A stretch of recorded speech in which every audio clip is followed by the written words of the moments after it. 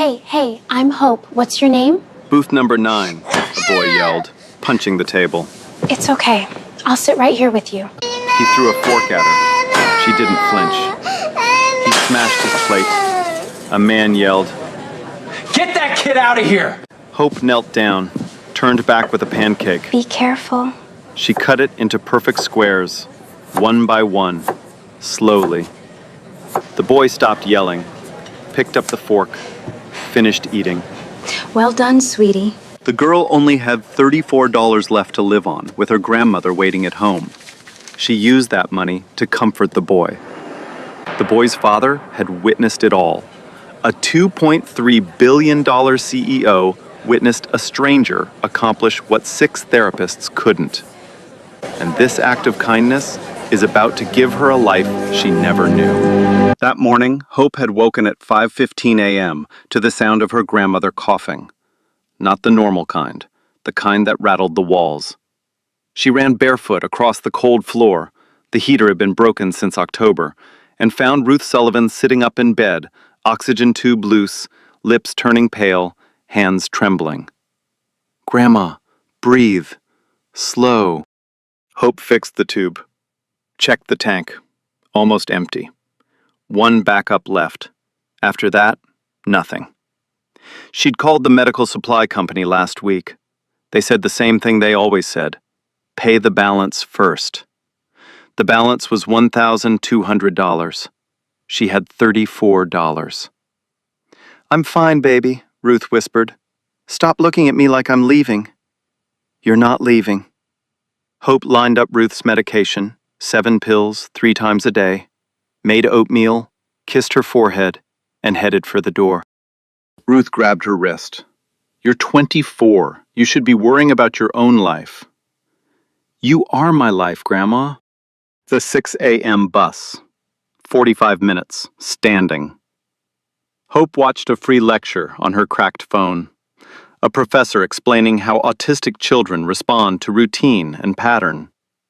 She'd been volunteering at her church's special needs program since she was 16. No degree, no certificate, just 8 years of sitting on floors, holding hands, learning to be still when the world was too loud for someone else. At the diner, Carl Anderson was waiting. "Hope, I gotta cut your hours. 3 shifts instead of 5. 3 shifts. Less than $400 a month. Rent was $600. Ruth's medication, $350. Oxygen refill, $200. She was already 2 months behind on electricity. The math didn't work. It never did. "Okay," she said. 3 shifts. She didn't argue. She didn't cry. She tied her apron and walked to the floor. Tommy Davis, the line cook, slid a plate toward her. "You okay?" "I'm fine." "You always say that." "Because I always am." That evening, a man walked in with a boy. Good shoes, expensive watch. He sat the boy in booth 9, ordered pancakes. Phone rang. He stepped outside. And everything changed. After Hope calmed Ethan, the man returned. He stood over the booth, studying her, eyes moving from her face, to her apron, to the boy. "Thank you," he said, flat, guarded. He just needed the food to look right. Gerald Moore sat down. His mind was already running. He'd been lied to his whole life. A partner who stole $12 million. A nanny who sold Ethan's photos to a tabloid. A friend who tried to get guardianship of Ethan, not for love, but for access to Gerald's money. After Eleanor died, the vultures came. Everyone wanted to help. Everyone had an angle. So when a stranger was kind to his son, Gerald's instinct wasn't gratitude. It was, what does she want? Hope was wiping syrup off the table. She didn't glance at his watch. She didn't look at anything except the boy. Gerald leaned forward, dropped his voice. "I'm Jerry, single dad, truck driver, just moved here. I'm having a hard time with my boy. Can't afford specialists." He waited. If her eyes dimmed at truck driver and can't afford, he'd know. Her eyes didn't dim. They softened. What's his name? Ethan. She looked at the boy, tapped the table gently, 3 times. Ethan looked up. Hi, Ethan. He didn't speak, but he didn't look away. Gerald stared. She'd passed the first test, but he didn't trust one test. Can we come back? He seems to like you. I'm here every day except Sunday. Gerald paid, left a $15 tip, generous for a broke truck driver. Outside, he buckled Ethan into a borrowed pickup. His Escalade sat in storage 20 miles away. He called Nora Williams on a burner phone. A waitress helped Ethan. I need to know if she's genuine. Or you could just say thank you like a normal person. Normal people don't have $2.3 billion worth of reasons to be suspicious.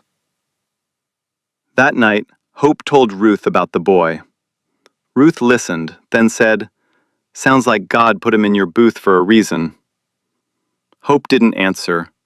She was staring at the eviction notice she'd hidden under a stack of bills. 3 shifts a week. A grandmother on oxygen. An empty tank.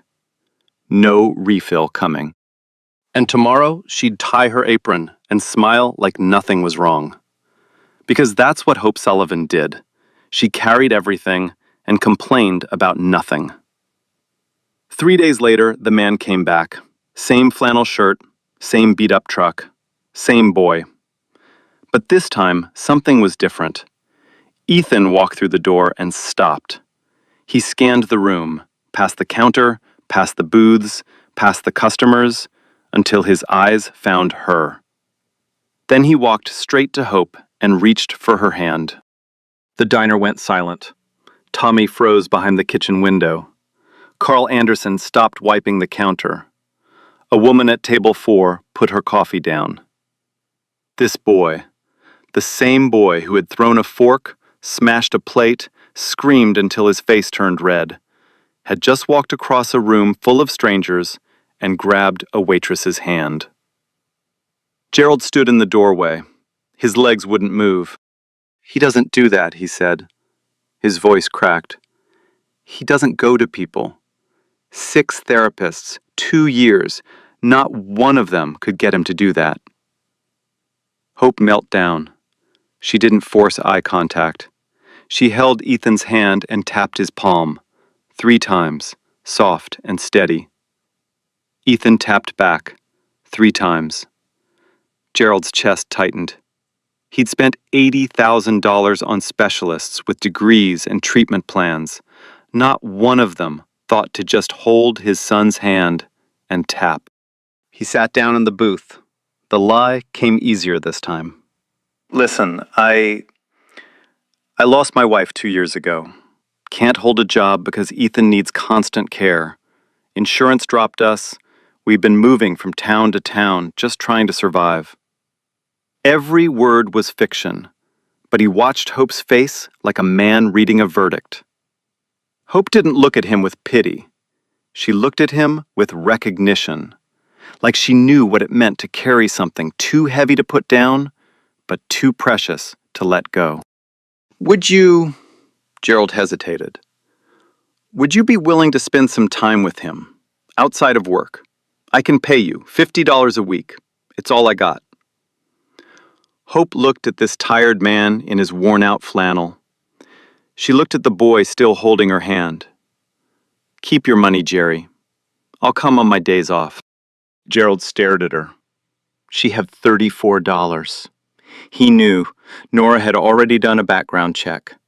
$34, an eviction notice, a dying grandmother, and she just turned down money from a man she thought had nothing.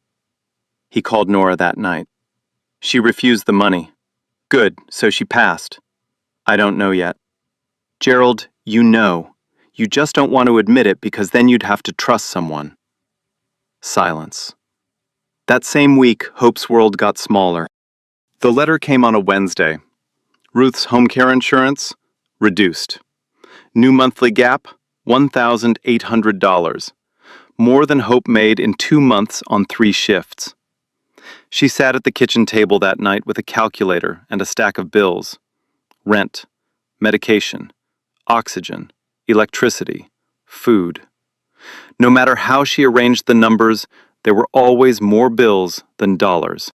Thursday morning, she walked into a pawn shop on 5th Street. She placed her mother's bracelet on the counter, a thin gold chain with a small heart pendant.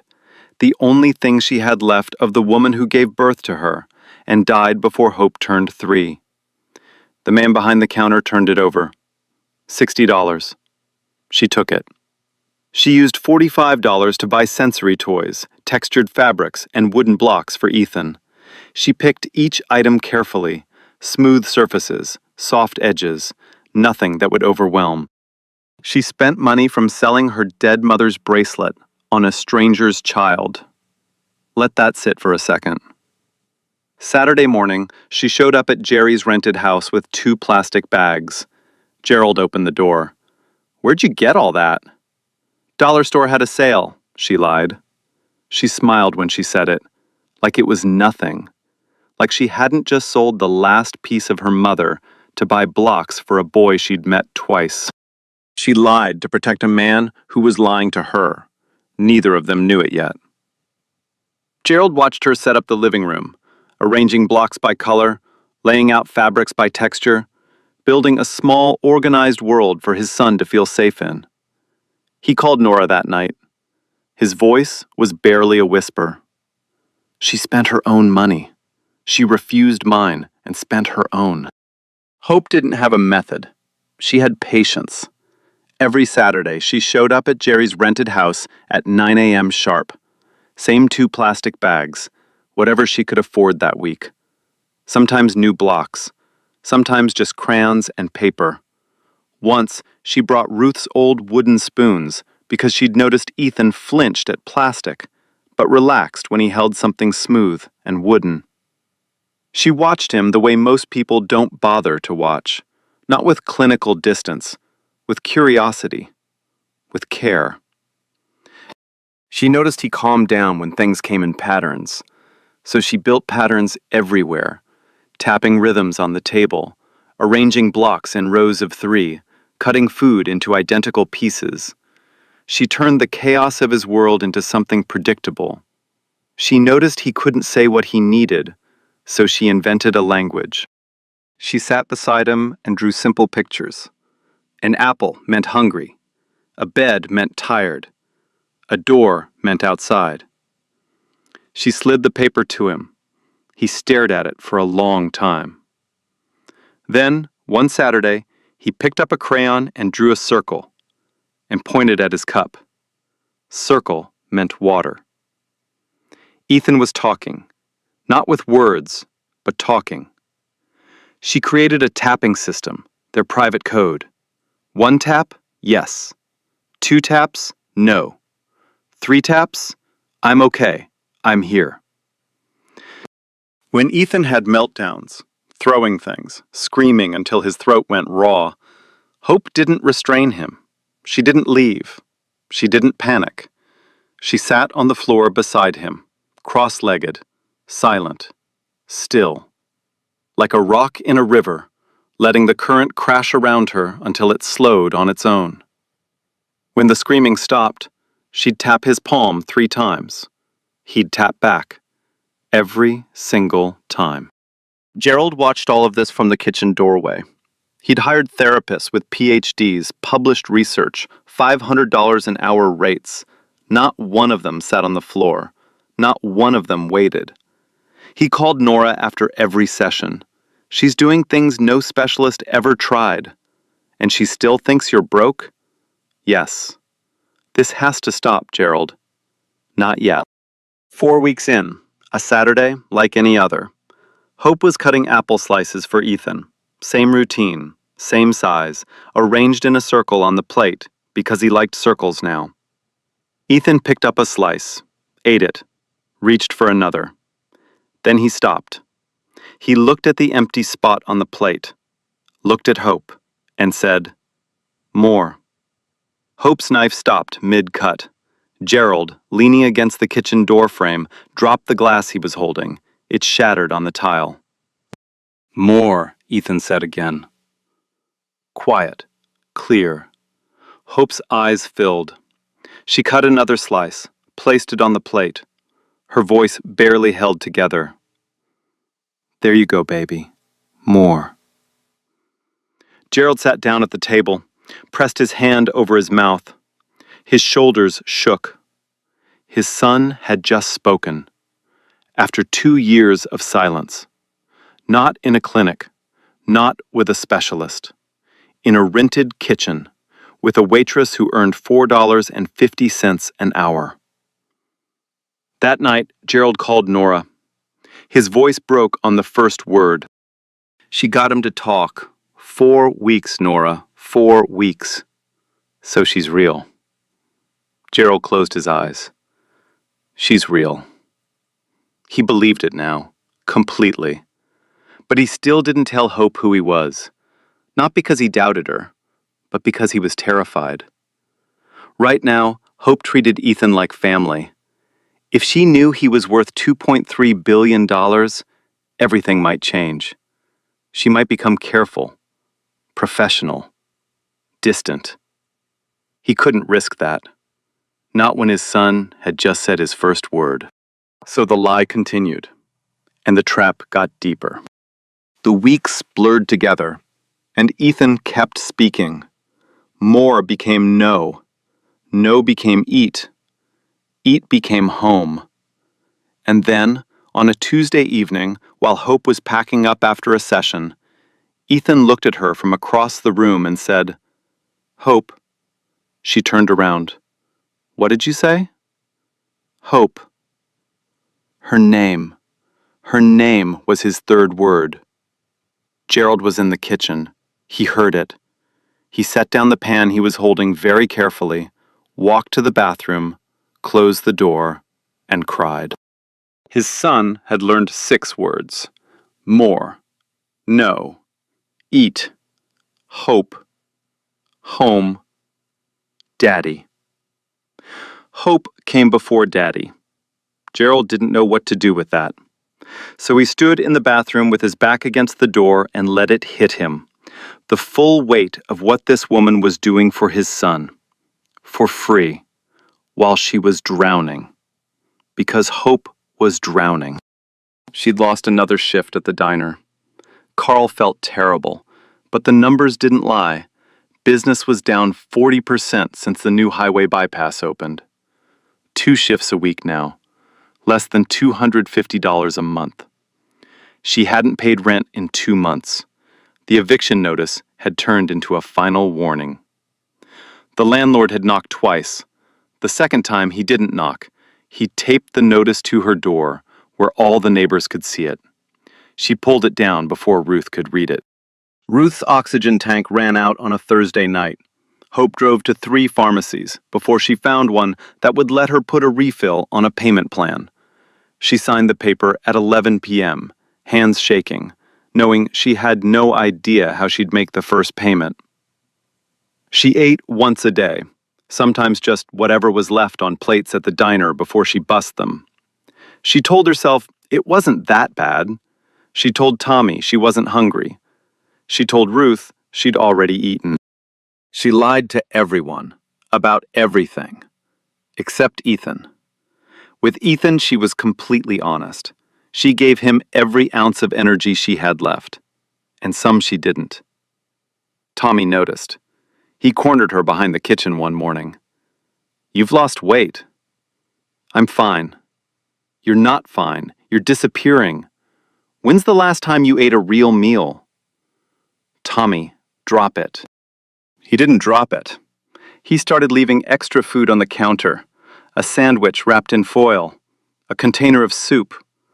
Once an entire plate of chicken and rice shoved to the back of the fridge with a note that said, "Don't throw out." He never mentioned it. She never said thank you. They both pretended it wasn't happening. Ethan's progress continued. Each week brought something new. One afternoon, he pointed at a dog through the window and said, "Dog," unprompted, to nobody. Gerald nearly crashed the borrowed truck, calling Hope to tell her. "He said dog. He just said dog. To no one. He just said it." Hope laughed. A real laugh, the kind she hadn't made in weeks. "That's huge, Jerry. That's so huge." Ethan's drawings got more complex. Not just circles and lines, figures. A brown figure and a small figure, side by side, always together. Hope and Ethan. That's how he saw his world now. The tapping transferred too. At bedtime, Ethan tapped Gerald's palm 3 times. Gerald tapped back. It became their goodnight ritual. Hope had given them a language, and now it was spreading into spaces she wasn't even in. By the end of the 2nd month, Ethan had 15 words. By the end of the 3rd, 20. He could say hope, daddy, home, more, eat, no, dog, water, please, book. Each word was a small miracle. Each one had been earned on a living room floor by a woman who couldn't afford to eat. One Sunday, Hope brought Ethan to church. Pastor James Brown watched from the pulpit as Ethan sat in the pew, holding Hope's hand, tapping her palm during the hymns. 3 taps. 3 taps. 3 taps. Their rhythm, steady as a heartbeat. After the service, the congregation gathered. They'd watched Hope volunteer with special needs kids for years. But this was different. This boy was attached to her in a way none of them had seen before. Ruth came in her wheelchair, oxygen tube in her nose, Bible in her lap. She wheeled herself right up to Ethan and held out her hand. Ethan studied her. This new person, this stranger with tubes and wrinkles and a voice he'd never heard. He reached out and tapped her palm 3 times. Ruth's eyes filled. Her chin trembled. She looked at Hope, then back at the boy. "Oh, this child speaks just fine. You just got to learn his language." Hope bit her lip. She would not cry in church. She would not. She cried in church. Gerald picked Ethan up afterward. He saw the church, the community, the way every person in that parking lot greeted Hope by name. The old women hugging her, the kids running to her, the pastor shaking her hand like she was the most important person in the building. This wasn't a performance. This was her life. She was the same person whether a billionaire was watching or not. "You ever think about doing this for real?" Gerald asked. "Professionally?" Hope buckled Ethan into his seat. "Every day." "So why don't you?" She smiled, the kind of smile that carried weight. "Dreams don't pay rent, Jerry." Gerald drove home in silence. He could change her life with one phone call. But the longer the lie lived, the harder the truth got. That week, the cracks started showing. Gerald's phone rang during a session. The screen flashed Grandview HQ before he could grab it. Hope saw the name. She Googled it later. Grandview Enterprises, major logistics company. Didn't connect it to Jerry. Why would she? He slipped with his language. Stakeholder engagement once. Quarterly projections another time. Hope tilted her head the way she did when something didn't add up. New sensory equipment appeared. High-end stuff in premium packaging. A weighted compression vest that retailed for $180. "Where'd this come from?" Hope asked. "Craigslist," Gerald said. Too fast. Hope looked at him a beat too long, then let it go. Nora accidentally called the house. Hope answered. "Hello?" Click. Deadline. "Jerry, someone called and hung up." "Scam call." Hope nodded. But she didn't stop looking at the phone. Each crack was small, forgettable on its own, but they were adding up. Quiet proof that something about Jerry's story didn't fit. And those same cracks? The phone, the language, the expensive equipment, the hang-up call? Someone else would notice them too. Someone who wasn't as forgiving as Hope. Someone who was already watching. For a little while, things felt almost okay. Saturdays became sacred. Hope arrived at 9. Gerald cooked while she worked with Ethan. They fell into a rhythm, the three of them, like a song that nobody had written, but everyone knew the words to. Ethan's vocabulary hit 20 words. He said home the first time he walked into Hope's apartment. He said grandma the first time Ruth handed him a cookie. Ruth nearly dropped her oxygen tube. He called me grandma, she whispered to Hope that night. That boy called me grandma. I heard, grandma. Don't you get smart with me. Gerald started laughing during dinners. Real laughter, the kind that came from the gut, not from politeness. He hadn't laughed like that since Eleanor. Hope told stories about the diner, the regulars, Tommy's terrible jokes, the time Carl accidentally served decaf to the entire morning rush and didn't understand why everyone was falling asleep. Gerald told stories too, carefully edited ones. Truck routes he'd never driven, towns he'd never lived in, a life he'd never lived. The lies came so naturally now that sometimes he forgot they were lies. One evening, Ethan fell asleep on the couch between them, his head on Hope's lap, his feet on Gerald's leg. The television was off. The house was quiet. Just the sound of a boy breathing. Gerald looked at Hope. Why do you do this? You don't owe us anything. Hope was stroking Ethan's hair. She didn't look up. My grandmother always says, the world doesn't owe you kindness. That's exactly why you give it away. Gerald was quiet for a long time. She sounds like someone I would have liked to know. She would have fed you. She feeds everybody. They sat there, two people on a couch with a sleeping child between them. One of them had $2.3 billion. The other couldn't make rent. And in that moment, none of it mattered. But moments don't last. And the person who was watching? She'd seen enough. She'd made her decision. And what she was about to do would tear all of this apart. Every Saturday, every word, every tap, and leave Hope Sullivan standing in the wreckage, wondering what she did wrong. Victoria Caldwell arrived on a Wednesday. She drove a silver Mercedes, parked it 2 blocks from the rented house, and watched from behind tinted windows. She'd been Eleanor's sister. She'd been fighting for custody of Ethan for 2 years. And she'd heard through a family contact that Gerald had been spending time in some rural town with a woman involved with Ethan. Victoria didn't call Gerald. She didn't ask questions. She drove straight there. What she saw? A small rundown house, a beat-up pickup truck, and a young black woman walking up the front steps with a key, letting herself inside, alone with a white child. Victoria watched for 2 hours. She saw Hope through the window, sitting on the floor with Ethan, arranging blocks, drawing pictures, tapping his palm. She saw the boy laugh. She saw the woman hold him. Victoria didn't see love. She saw danger. She asked around town. At the diner, she introduced herself as a concerned family member. She asked about Hope. Hope? She's the best person in this town, Carl Anderson said. She's been spending a lot of time with a man and his son, Victoria pressed.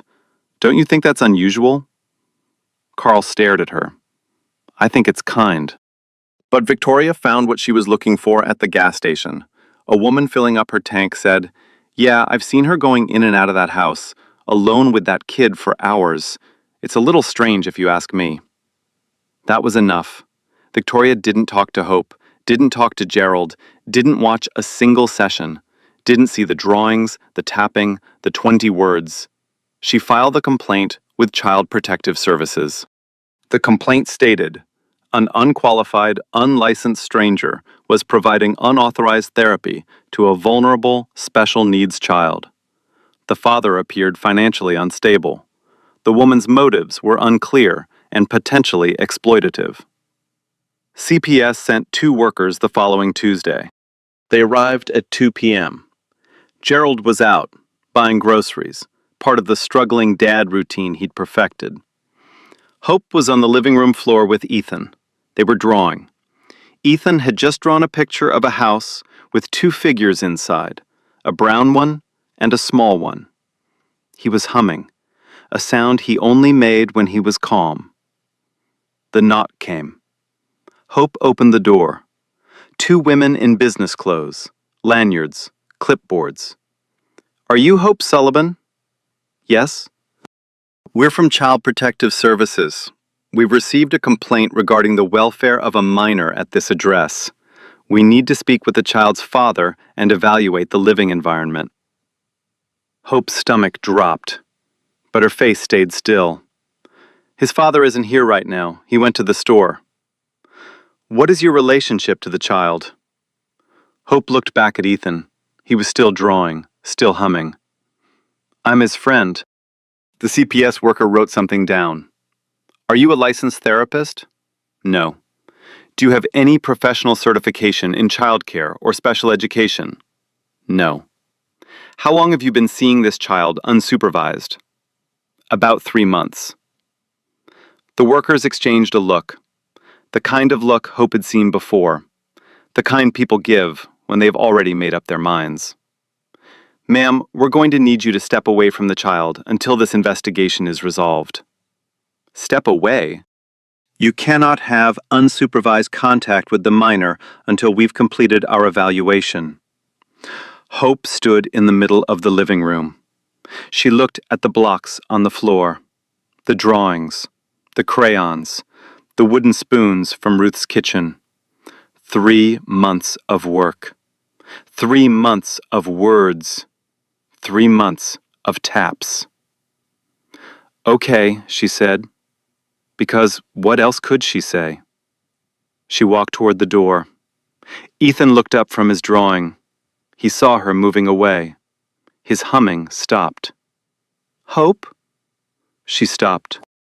"Hope?" He stood up, walked toward her, reached for her hand. "I have to go, sweetheart, just for a little while." Ethan grabbed her fingers. She gently pulled them free, one by one. He screamed. Not a tantrum, not a meltdown, a scream that came from somewhere deeper. The sound of a child who had finally found the one person who understood him, watching her walk away. Hope stood on the porch. The door closed behind her. She could hear him screaming through the wood. Her hands were shaking. Her jaw was locked. Every cell in her body was telling her to go back inside. She didn't, because going back would make it worse. She knew the system. She knew how it worked. A young black woman forcing her way back into a house with a white child during a CPS investigation. She knew exactly how that story would end. So she walked to the bus stop, sat down, and stared at nothing. Gerald came home 20 minutes later, grocery bags in hand, CPS workers in his living room, his son on the floor, rocking, silent. The screaming burned out of him. They explained the complaint. Gerald's vision went red. But he was trapped. If he revealed his real identity now... "Actually, I'm a billionaire CEO who's been pretending to be poor for 3 months." It wouldn't clear Hope. It would make everything worse. It would look like an elaborate scheme involving a child.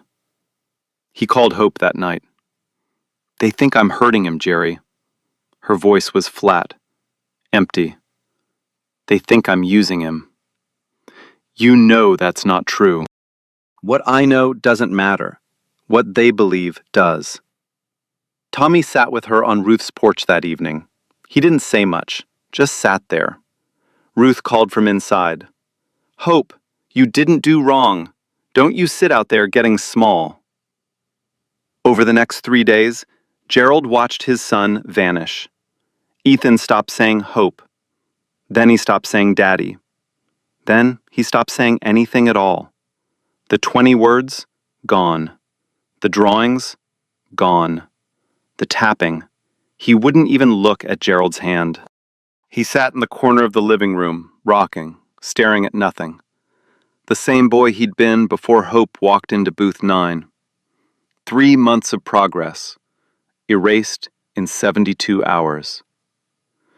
Gerald sat on the kitchen floor of the rented house, the same floor where Hope used to sit during Ethan's meltdowns, and called Nora. I caused this. My lie caused this. Nora didn't comfort him. She didn't soften it. Then end the lie, Gerald. Right now. Before you lose them both.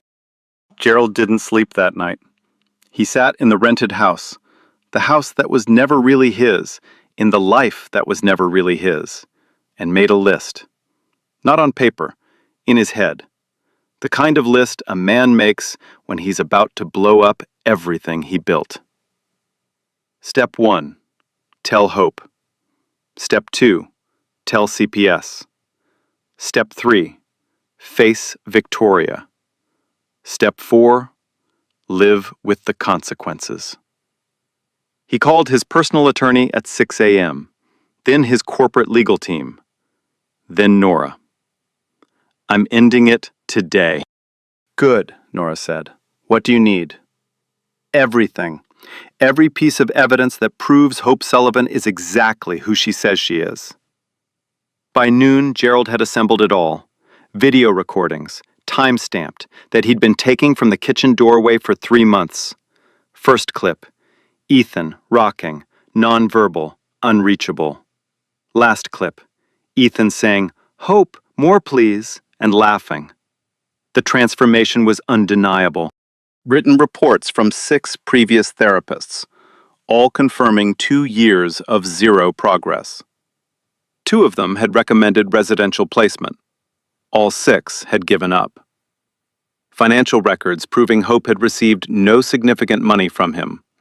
No payments, no transfers, no gifts. She had refused the $50 a week he offered. She had spent her own money from selling her dead mother's bracelet, on supplies for his son. Character testimony. Signed letters from Pastor James Brown, Carl Anderson, Tommy Davis, and 5 church members who had known Hope Sullivan for years. He had the evidence. Now came the hard part. He called Hope at 9 p.m. She was sitting in the dark. Ruth was asleep. The apartment was quiet except for the hum of the oxygen machine. I need to tell you something, Gerald said, and I need you to let me finish before you say anything. Silence. My name isn't Jerry. It's Gerald Moore. I'm the CEO of Grandview Enterprises. My net worth is $2.3 billion. Silence. The flannel, the truck, the house, it's all a disguise. I've been pretending. Silence. When I walked back into that diner and saw you with my son, my first thought was, she knows who I am. She's playing me. Because that's what people do. They always want something. So I decided to pretend I had nothing and see if you'd still care. He paused. You cared more. The silence on Hope's end lasted so long that Gerald checked if the call had dropped. Then she spoke. Quiet, steady, like a blade wrapped in cloth. So every time I turned down your money, every time I bought Ethan something with my own paycheck, you could have paid for all of it. Yes. You could have paid for my grandmother's oxygen. Yes. You could have paid my rent, my electricity. You could have stopped the eviction. Yes. You watched me sell my mother's bracelet, the only thing I had left of her, so I could buy your son some blocks. And the whole time, you had $2.3 billion. Gerald closed his eyes. Yes. Why? Because I needed to know you were real. And what did that cost, Gerald?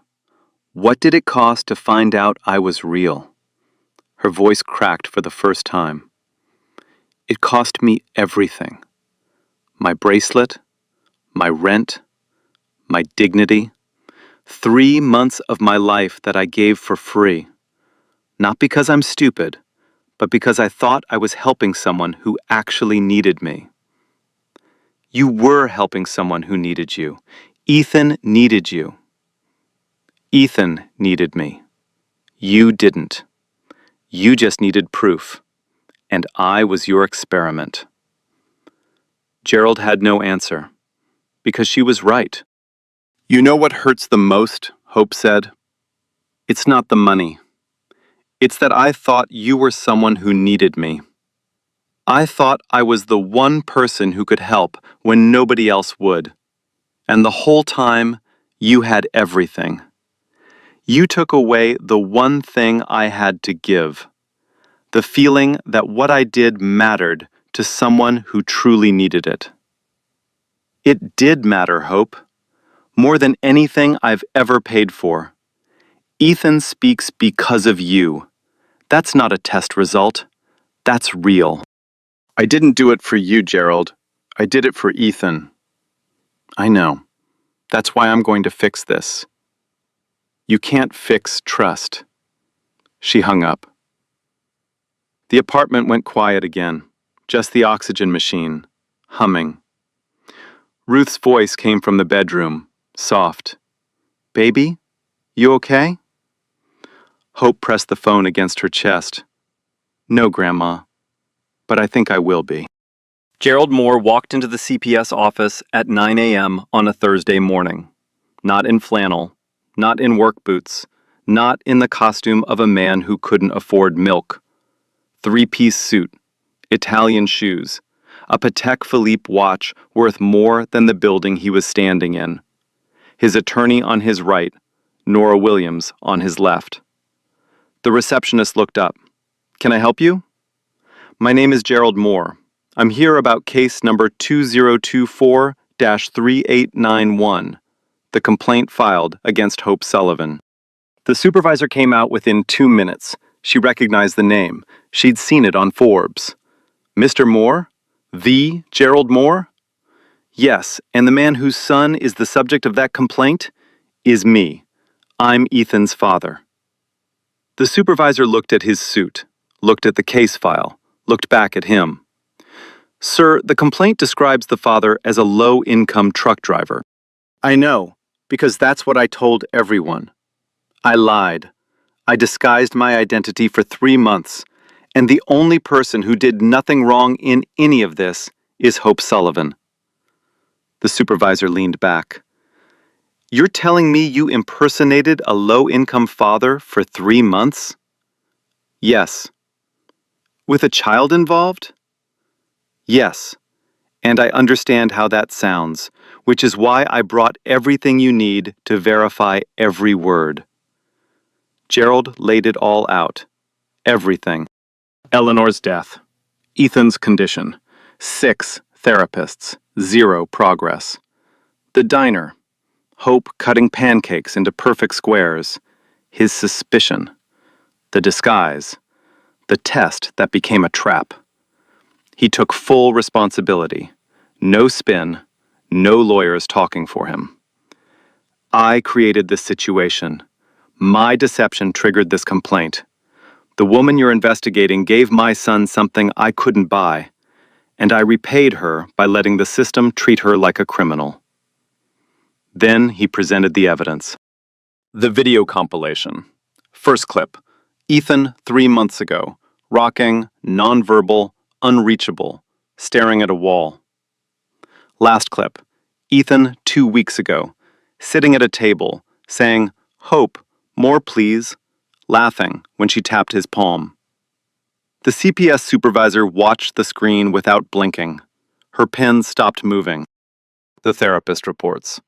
6 professionals, 2 years, combined cost over $80,000. Result? 0 words. Then, Hope. 4 weeks, first word. 3 months, 20 words. No degree, no license, no payment. The financial records. Hope Sullivan had received no money from Gerald Moore. She had refused the $50 a week he offered. She had spent her own income, including money from pawning her dead mother's bracelet, on sensory supplies for his son. Character testimony. Signed letters from Pastor James Brown, Carl Anderson, Tommy Davis, and 5 members of Hope's church community. People who had known her for years and watched her volunteer with special needs children since she was 16. Gerald looked at the supervisor. You received a complaint that an unqualified woman was endangering my child. I'm here to tell you she is the most qualified person my son has ever known. She didn't have a degree. She had patience. She had instinct. She had love. And she gave all of it for free to a man she thought was broke while her own life was falling apart. The room was silent. The attorney, Nora, the supervisor. Nobody moved. CPS reviewed the evidence, cross-referenced the timeline, confirmed the identity. Case dismissed, fully cleared. Hope Sullivan's name? Clean. That afternoon, Gerald drove to the rented house. Victoria was already there. She'd heard Gerald was back in town and wanted to discuss next steps for Ethan's care. She wasn't expecting the suit. Gerald? What is this? Sit down, Victoria. Nora stood by the door. Witness. Gerald didn't raise his voice. He didn't need to. You saw a black woman caring for a white child, and your first instinct was to call the authorities. You didn't ask me. You didn't talk to her. You didn't watch a single session. You didn't see him say his first word. You didn't see him laugh. You didn't see him hold her hand. You saw skin color, and you saw danger. That's not protection, Victoria. That's prejudice. Victoria's mouth opened. I was trying to protect Ethan.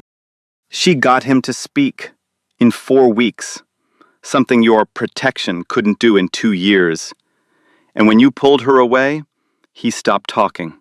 He stopped eating. He went back to silence. That's what your protection did. Gerald leaned forward. Kindness with nothing to gain? That's the only kind that counts. Hope had nothing to gain and gave everything. You had everything to give and chose cruelty. Victoria didn't respond. She picked up her purse, walked to her car, and sat there for a long time. She pulled up a photo of Eleanor on her phone and stared at it. She didn't cry, but something shifted behind her eyes.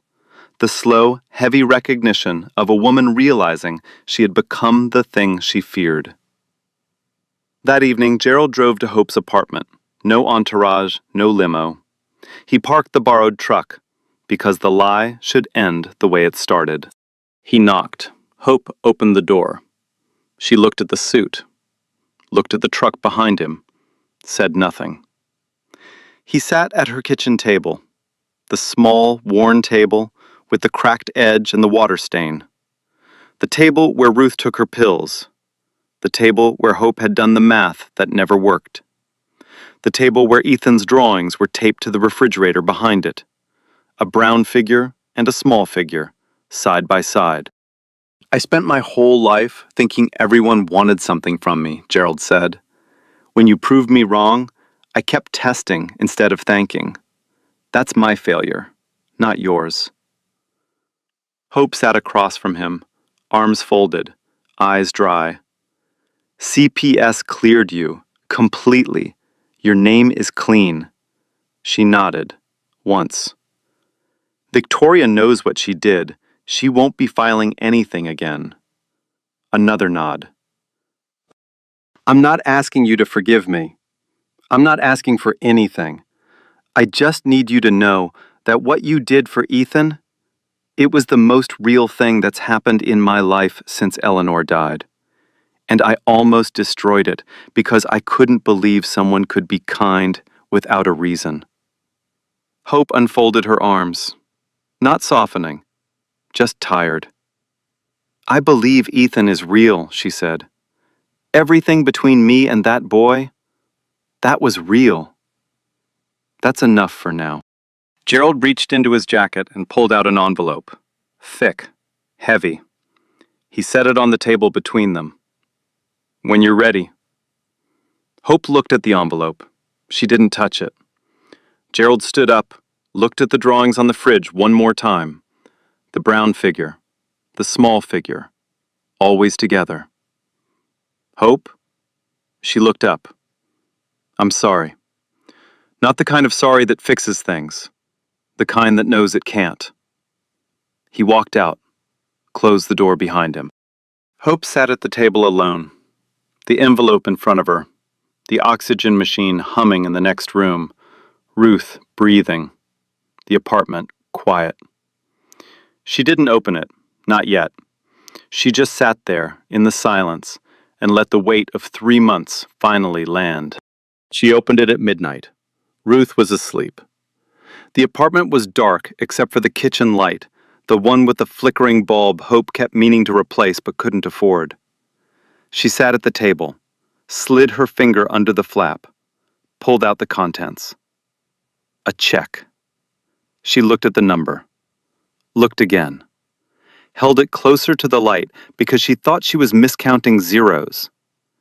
$500,000. A note clipped to it.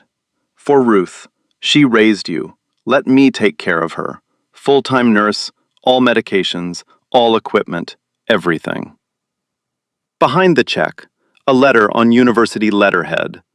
A full scholarship to a 4-year program in early childhood special education. Tuition, books, living expenses, transportation. Every line item covered. Behind the letter, a job offer. Director of the Grandview Foundation's new Children's Development Initiative. A national program designed to bring community-based, compassionate care to special needs children across the country. Starting after graduation, full salary, full benefits, creative control. Behind the job offer, a handwritten note. Gerald's handwriting.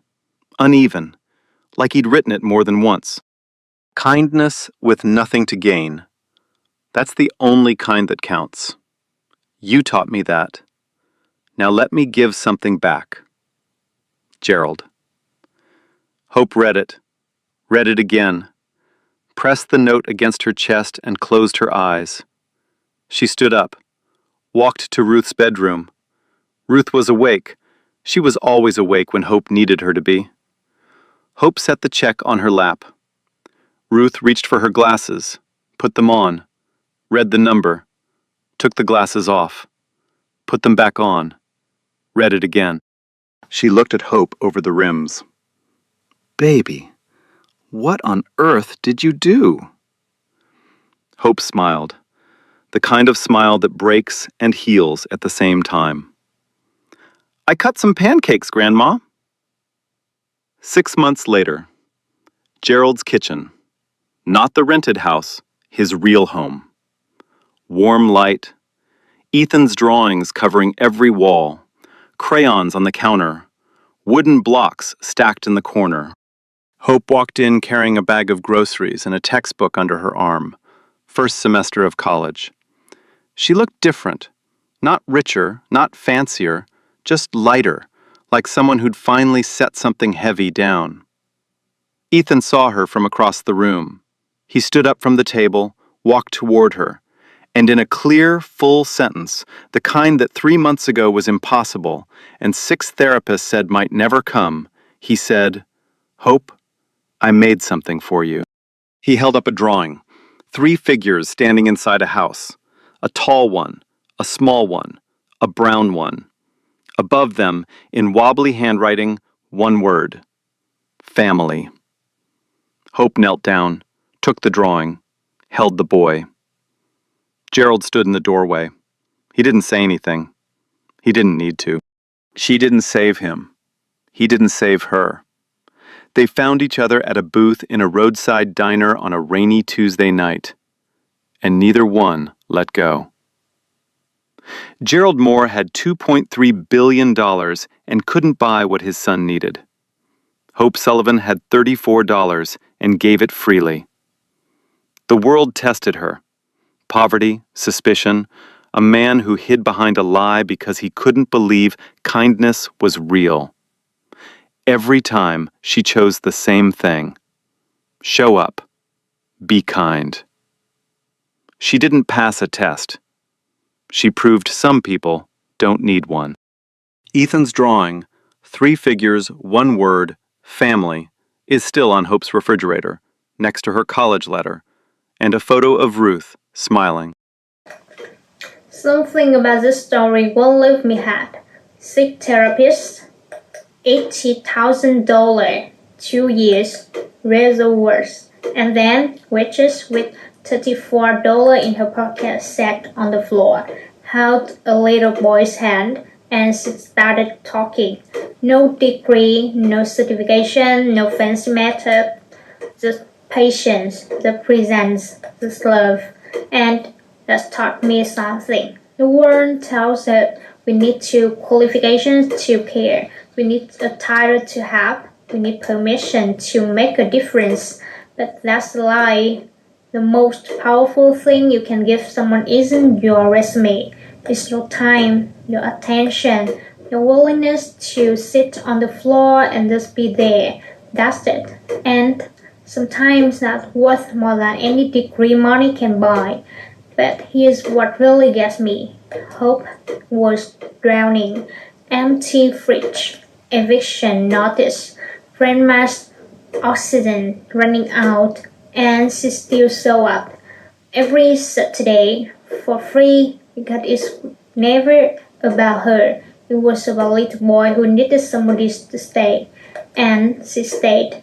Stop telling yourself you are not qualified enough to help. Stop waiting until your whole life is perfect before you show up for someone else. It never be perfect. Show up anyway. Like, share, and subscribe. Real stories, real justice every week. And remember, you don't need a degree to change your life. You just need to stay when everyone else leaves.